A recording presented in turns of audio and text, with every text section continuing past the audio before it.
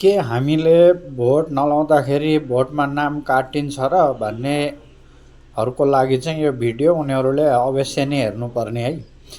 किनभने संविधानमा बस्ने, संविधानको कुरा गर्ने, संविधानको पालन गर्नेहरू चाहिँ उनीहरूको नाम चाहिँ बेसी जस्तो अन्डर एडजुडिकेसनमा अथवा डिलिट भएको छ र कतिजनाको रिस्टोर पनि भएको छ।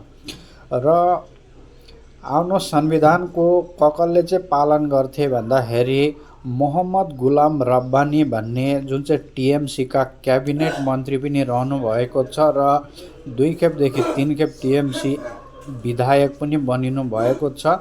उहाँको पनि नाम अन्डर एडजुडिकेसनमा गएको थियो भने रिचा घोष क्रिकेटर, हाम्रो जुन चाहिँ बङ्गालबाट कलकत्ताका रिचा घोष नामकी एकजना महिला खिलाडी क्रिकेटर, उनको पनि नाम काटिएको छ। यी दुवै संविधानको पालन गर्नेहरू हुन्छन्। र शहीदुल्लाह मुन्सी यानि कि कलकत्ता हाइकोर्टका रिटायर जज हुनुहुन्छ, उनको पनि नाम अन्डर एडजुडिकेसनमा गएर त्यसबादमा भोटको नामबाट डिलिट भएको छ भने विमल गुरुङको केही सदस्यहरूको नाम पनि अन्डर एडजुडिकेसनमा गएको छ र हाम्रा कलकत्ता हाइकोर्टका एकजना एडभोकेट वन्दना राईज्यूको पनि नाम अन्डर एडजुडिकेसनमा गएको थियो।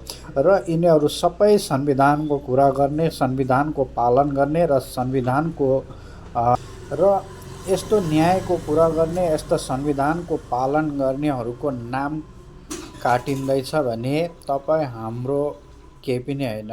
र संविधानको नियम पालन गर्नेको नाम चाहिँ अक्सर काटिँदो रहेछ। हामी चाहिँ संविधानको नियम पालन गर्दैनौँ, त्यही लागि हाम्रो भोटर लिस्टमा चाहिँ नाम छ। र कसरी भन्नुहुन्छ भने हामीलाई संविधानको हामीले पढेको छैनौँ, हामी नियम जान्दैनौँ र हामीहरू भोट हाल्नै पर्छ भन्ने हुन्छ र हामीहरू प्रत्येक साल भोट हाल्छौँ। र जसले संविधानको कुरा गर्छ, भोट हालेन भने नाम हाम्रो काटिँदैन, संविधानमा कहीँ पनि लेखेको छैन भोट हालेन भने नाम काटिन्छ भनेर। र भोट हाले पनि हुन्छ, नहाले पनि हुन्छ, भोटर लिस्टमा चाहिँ नाम आउँछै आउँछ। संविधानको अनुसारले भोटमा नाम काट्नु पाउँदैन भनेर जसले चाहिँ हावा फिर्दै हिँड्छन् उनीहरूले भोट लाउँदैनन् अनि यसरी नै भोटमा नाम काटिने गर्छ, जहाँसम्म चाहिँ मलाई लाग्दछ।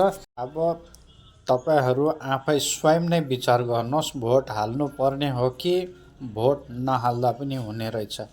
मेरो विचारमा चाहिँ 5 सालमा 3 पल्ट भोट आउने गर्दछ। एकपल्ट पञ्चायत चुनाव र एकपल्ट विधानसभा चुनाव र एकपल्ट लोकसभा चुनाव।